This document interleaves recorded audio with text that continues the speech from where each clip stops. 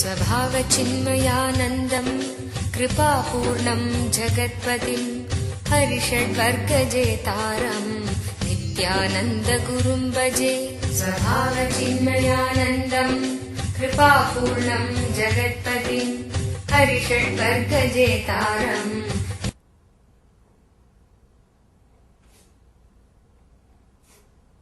Shiva is giving us a technique. Here, fortunately, still, if your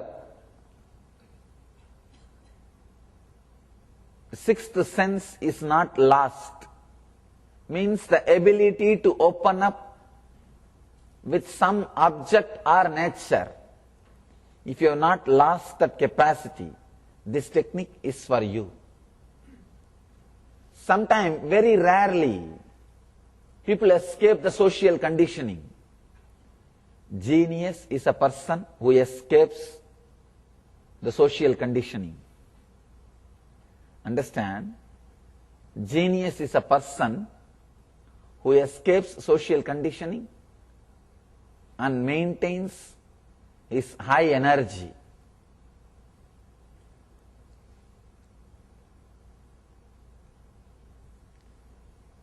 Fortunately, if you are able to maintain, if you are able to keep your sixth sense alive, this technique is for you.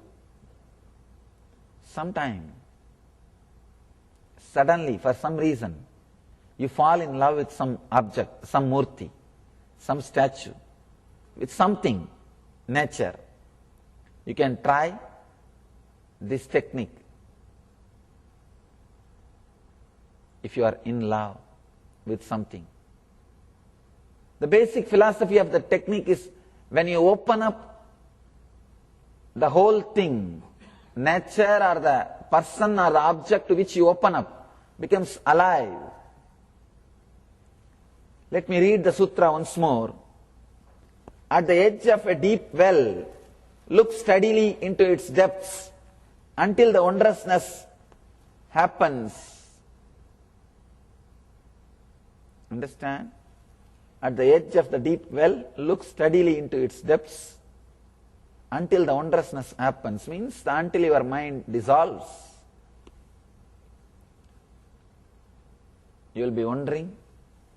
You will be in a wonder-filled mood only if your mind disappears. Other day I was telling, if you are in the wandering mood, you are in high energy.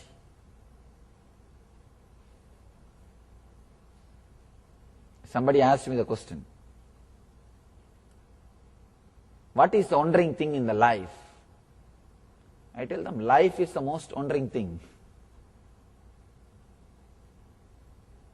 The other guy asked, I am wondering about what to do with my life. I told him, wonder about life, then you have done what has to be done. If you are wondering about the life, you have achieved what has to be achieved. Nothing else is required. You don't have to wonder about what to do with the life. Just wonder about life, that's enough. One guy asked me, I am wondering why so much of suffering, am I on the right track? I said no. That is worrying up why so much of suffering, not wondering. That can't be called as wondering. Wondering means filled with joy and ecstasy, overflowing. Here Shiva is telling, at the edge of the deep well, look steadily into its depths until the wondrousness, you are filled with wonder, the mind disappears. Understand, it's a very powerful technique. This technique is used by Lord Su. Understand, this book is book of all books. One technique from this book can create one religion.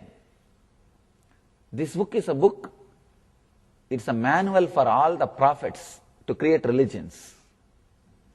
Manual for all enlightened masters to create their own religions.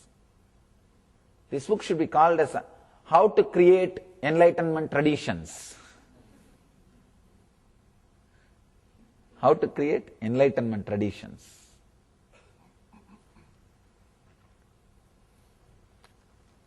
This is not just how to meditate. This book should be called as how to create enlightenment traditions. This book must have been manual for all the great enlightened masters to create a new kind of a tradition. I am always afraid of these how-to books because they don't give you the truth completely, because they themselves don't know. I always tell people, read from the source, learn from the source. In the initial level, if you are inspired by some how-to books, that is okay, nothing wrong. But to grow further, go to the source. They are like signboards.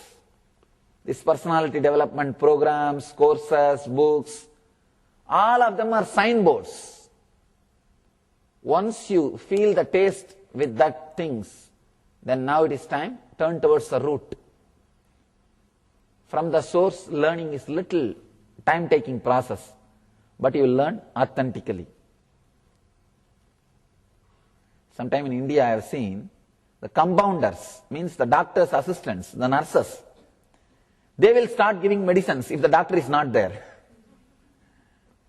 By being around the doctor for a few years continuously, they know for headache, black color tablet, for stomach pain, red color tablet, for knee pain, yellow color tablet, they know.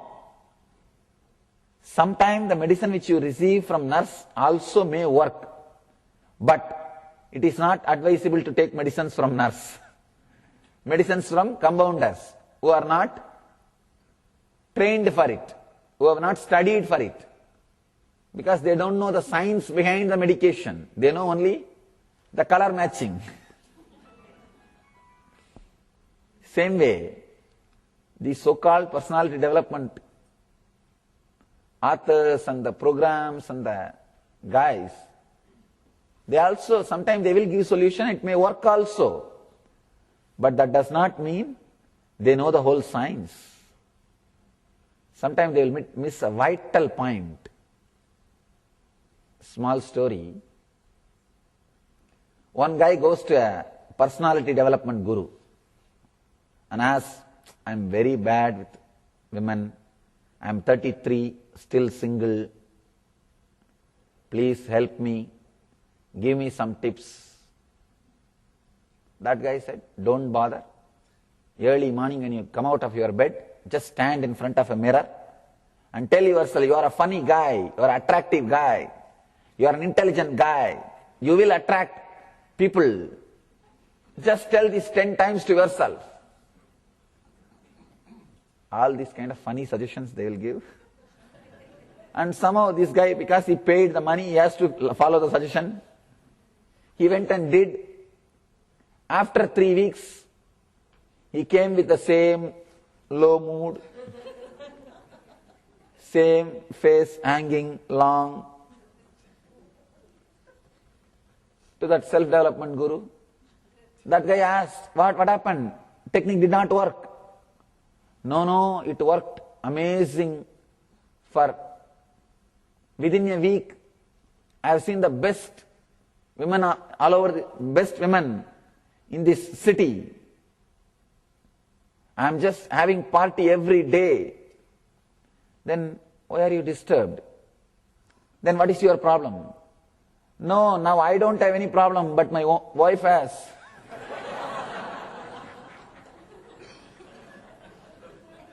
Understand? Sometime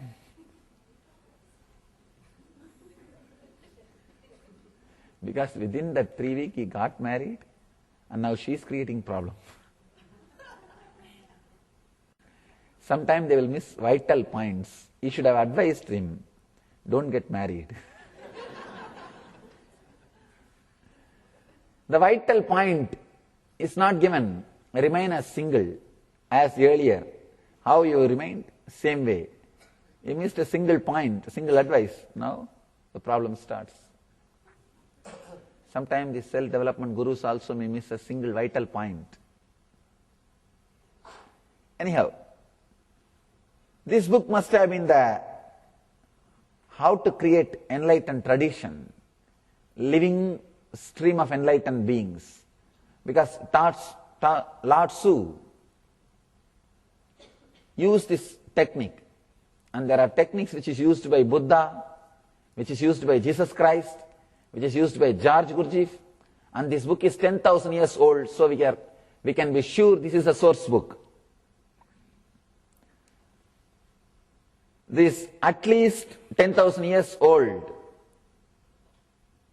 because the stone inscription of this book is at least 10,000 years old.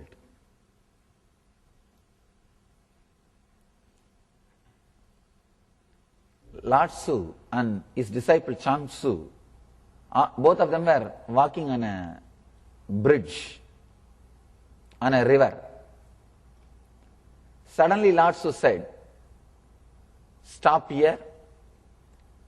When river stops and bridge moves, come back and see me," and went away. These enlightened masters are very crazy.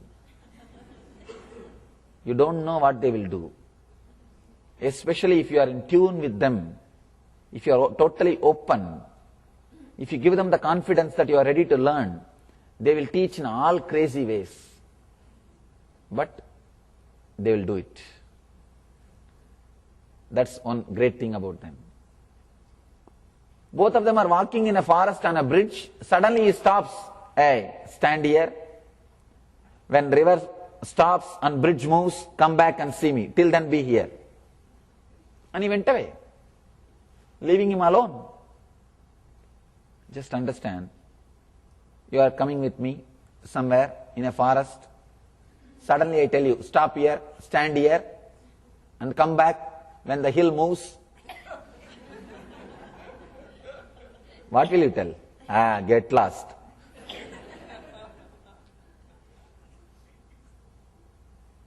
At least, if you are intelligent, no, I don't want to send you alone. At least for your sake I should come. You will find some reason. But this Chuang Tzu is a very dedicated disciple. The story says he made a small hut on that bridge and sat. He was sitting, gazing down the bridge, continuously looking, decided, till the river stops and bridge flows, I will not go from here. Understand? Till the river stops and bridge flows, I will not go from here. Decided, just to sit. And now, the physicists are saying, even the wall which is static here is not static. The electrons are moving. The high speed the electrons are moving. Einstein says if if two vehicles are moving at same speed, you can't even say that they are moving. In space, if two vehicles are moving at same speed, you can't say that they are moving. See, you feel that something is moving only when you see something else is static. If you are going in train, you feel the train is moving because trees are static. If you feel that trees are moving, you will feel that train is static. Sometimes the train is very silent, no sound, no jerk. Children, they start thinking the trees are moving. They ask you, "Father, why the trees are running so fast?" Something is running because something else is static. But everything is flowing, everything is moving in its own way. This guy decided to sit, watching. He experienced the oneness with the bridge. He saw the particles in the bridge is moving so fast, the river becomes static and the bridge is flowing. Understand? If you sit and meditate on this wall, you will realize this wall is not static. It is flowing. It is nothing but a frequency, vibration. Same way, when he decided to sit with the bridge, he experienced that bridge is nothing but a frequency. It is not a matter. It is not just a dead matter. It is a frequency, energy. Changsu runs to the master. The moment Lord Su saw him, he said, enough, I am not interested in asking you what happened. I know it has happened. Because the bridge has become, I could see the intense frequency with which it is vibrating. So it is such an intense vibration, frequency. Bridge is flowing, river is static. It's nothing but the technique to fall in tune, opening up. Here, Mahadeva is giving at the edge of a deep well, look steadily into its depths until the wondrousness. You see, when you feel connected to a well, or when you are standing near a well, deep well, and looking into its depths, be very clear, make sure that well has got a wall, because the liability problem. The well has got a wall and you are safe. Just look steadily into its depths. When you are completely connected, lost in the depths of the well, you will understand the depths of your being also is opening up. Slowly it will open up till you feel that you are filled, wondrous. One more thing, if you are height phobic, if you have that fear of the height, you will feel frightened. First your fears will come out. Nothing wrong, you can go through the fears. If you really have too much of fear about the height, then this technique is not for you. If you have the ability to open up, this technique is for you. Just stand, look the depth. Actually, when you look at the depth, look down, you feel the fear because your Swadhisthana is awakened. Anything awakened Swadhisthana is filled with life. Understand? Whenever your Swadhisthana is awakened, anything which awakens your Swadhisthana is filled with life. The same thing which awakens your Swadhisthana can be used to go beyond the death, means achieving life. Life and death both are connected to Swadhisthana. Whether you are facing death or life, it will awaken. If you are feeling the fear, seeing the depth means the Swadhisthana is awakened. You can use the same possibility to awaken the life also in you. Go beyond death. Go beyond death. At the edge of a deep well, look steadily into its depths until the wondrousness, until you are filled with wondrousness, you achieve the no-mind state. If you don't have a well, you can use master's eyes as a substitute. Understand? Master's eyes is also deep, deeper than any ocean. Sometime, in those days, during LBP, the sixth meditation, Anya meditation, I myself will sit and people will be allowed to gaze at my eyes. They feel, Swamiji, it is empty, nobody is there inside. I tell you, that is true. There is nobody inside.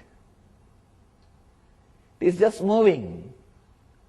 Because somebody is there in that body, it gives you the feeling there is somebody in this body also. If you realize that there is nobody in this body, you will realize there is nobody in that body also. There is nobody in this body.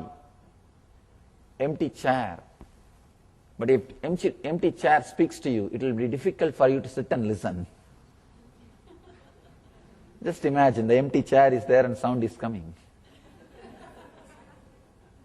So that is the reason I have to create a body. I have to use a body. Just like using this kerchief, I have to use the body. Because I am talking to human beings, I have to create a human body.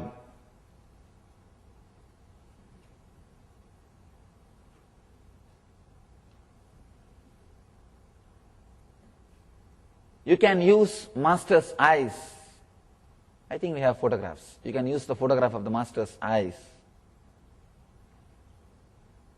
Just sit with it and see the depth. Just look into that eyes. You will see the empty, intense energy, nothingness and everything. Purna and Shunya. Purna means everything, Shunya means nothingness. You will see both in that eyes. Both are one and the same. Beyond your frequency, you can call that as emptiness or everything, Purna or Shunya. You will experience that in the Master's eyes also. If you have a well, use the well. If you don't have a well, it's okay. Get at least the photograph of the Master. Sit with it. Decide till I am filled with a no-mind state. Till I am filled with nothing or everything. Either I should be filled with nothing or I should be feeling everything. Till that happens, I won't move. Understand? This strong sankalpa, will, is also necessary. Buddha, when he sat, when he decided that he will not get up till he becomes enlightened, story says he became enlightened that moment. Itam asanam, in this seat, let my flesh dry, let my bones dry, let my body dry, let me die, but I will not move unless I become enlightened. This very strength, he became enlightened that moment. Same way, decide strongly. Unless I get at least one glimpse of that no-mind state, I will not get up from this meditation. If your mind knows that you will get up, mind will try to give suggestion. I think telephone is ringing. Please come, let's have breakfast, then we will continue the meditation. It is time to call your girlfriend. Later on we can do. It's time to call your boyfriend. Why not later on? You will find some reason. Your mind will find some reason to torture you. Tell you, get out. Mind is a very powerful, cunning enemy. He will take revenge. He will try his best to take revenge. He will not allow. Small story. One old farmer was dying, is in a deathbed. He called his wife and said, please marry the neighbor after I die. Wife said, no, I can't marry after I lived with you. I can't marry anybody else. He said, no, you should marry him. She asked, why? Why you are forcing me? Because that fellow tortured me throughout my life. That fellow has cheated me in many ways. Your mind will find some reason to torture you, to threaten you. No, that's not life. Let you be very clear. That's not life. Decide very strongly, clearly. One sitting can transform your life. In the house, when you are alone, decide, I will not get up unless I get at least one glimpse. Sit with the well or with Master's eyes, which is far more deeper than any well. Look steadily into its depths until the wondrousness, the no-mind state happens to you. All you need to do, open yourself, be in tune, look into it, steadily, decide very clearly, I am going to do it. Mind will always postpone. I have seen people come and ask me, Swamiji, tomorrow 2 days workshop, shall I attend next weekend? I will come to Seattle. I tell them, you are seeing me now, there is an inspiration and mood. If you can't make it next week, if you can't make it this weekend, you think you will make it next weekend. By the time I will be in one corner of your memory. So naturally your mind, it's okay, all right. What am I going to do? Meditating and all unnecessarily. It's okay, I am already all right. I always tell people, don't postpone. Mind is such a cunning mechanism, no postponing. Do it now. Do it now, otherwise never. There is a beautiful story. In Mahabharata, there was a great king called Karna. He is well known for his charitable nature. One day an elderly priest came to him and asked for alms. This guy was applying oil with the left hand. In a golden cup, oil was there. He was applying. Just he took that cup and gave it away, that golden cup. But traditionally you are not supposed to do any charitable activity or giving anything with the left hand. The priest was offended. He said, how can you do this with the left hand? The Karna, the king says, please forgive me for doing something with the left hand, but I am afraid by the time I decide and move my right hand and pick it up, my mind may change. So I don't want to take that risk. It was in the left hand, I was applying the oil. Before the mind comes in, I want to finish the act. That's why I decided to give. Your mind is very cunning. It will always postpone. By the time I bring my right hand, my mind will say, wait, why unnecessarily this cup? We can give something else. Then, why so much of gold? Let us ask what is his problem and see. Whatever is necessary, only let's give that. Why unnecessarily giving too much? Your mind will play all its games and you are done. The whole giving process is corrupted now by your mind. Over. He says, before my mind interferes, I want to finish the act. So decide, till I achieve this wondrousness, I will not move from this state. Sit. Till I achieve at least one glimpse of that no-mind state, I will not move away. Decide that very clearly. This very strong will, you will achieve it.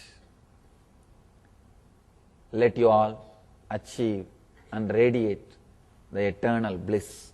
Thank you.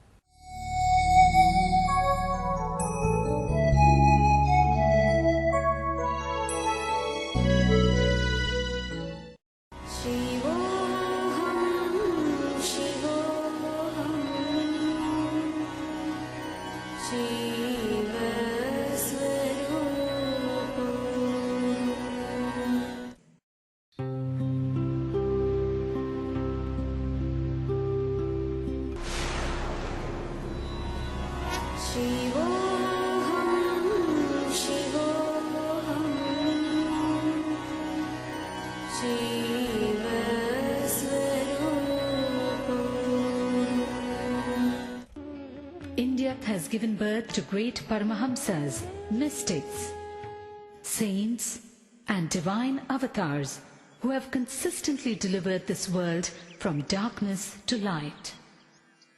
One such enlightened master, exuding divine grace, overwhelming compassion, and unfathomable spiritual knowledge, all at a very young age, is Paramahamsa Nithyananda. Koti Surya Swarupinam Anandagandha Ishwaram Bhakta Hridaya Nivasinam Nithyanandam Namostude. Koti Surya Swarupinam Anandagandha Ishwaram Bhakta Hridaya Nivasinam Nithyanandam Namostude. Nithyananda was born as Rajashekharan, the second son of his parents Arunachalam and Lokanayaki, in the temple town of Tiruvannamalai, South India. 10 days after he was born, the family astrologer predicted that Rajashekharan would grow up to become a Raja Sannyasi and guide the world, something his parents were not happy to hear. At the age of 10, Rajashekharan was initiated by Raghupati Yogi. In his moment of initiation, Rajashekharan was blessed with a vision of Parashakti. He went home and carved the vision he had in soapstone.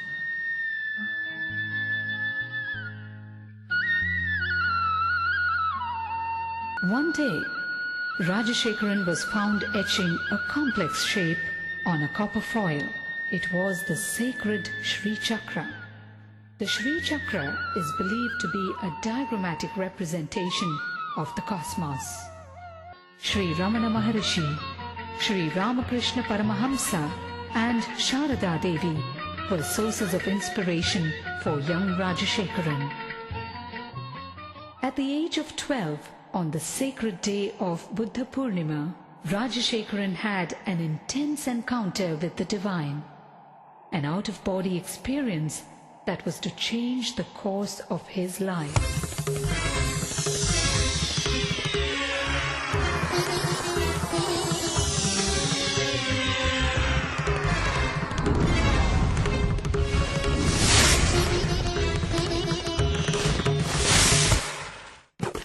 By his 17th year, Rajashekharan's spiritual quest became too fierce to be ignored.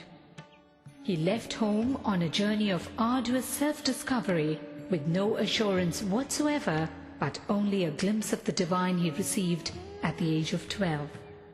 He wandered far and wide, studying and practicing meditation, from Tapovan in the Himalayas to Kanyakumari in the south, from Dwarka in the west to Gangasagar in the east. He wandered for 7 years in India and in Nepal. With just 2 pieces of clothing and a kamandalu, a holy water jug, and with no idea of where his next meal would be. One day in Gaurikund, he beheld a breathtaking vision. A young man with a glowing countenance and flowing locks was walking towards him with long strides and divine grace. Wonderstruck and gazing at him, Rajashekharan realized that this was none other than Mahavdar Babaji, the enlightened master dwelling in the Himalayas for thousands of years in perpetual youth. It was this great saint who looked at him and uttered the name Paramahamsa Sri Nithyananda, an enlightened being in a physical body, young at heart but wise in mind.